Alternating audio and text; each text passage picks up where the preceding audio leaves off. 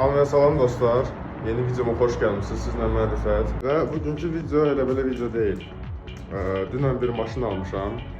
Gördüm ki, mənə bir dənə belə bir sürpriz qarşılayır.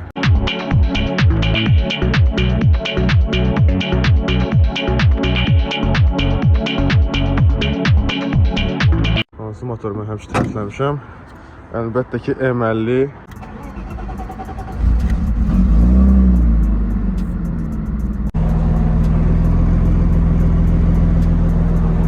Buradan görürsən axıdır antifrizini. Deyəsən rul havaydı. Yox, yağdı bu deyəsən. Nə qədər şey axıtdırlar bu maşında.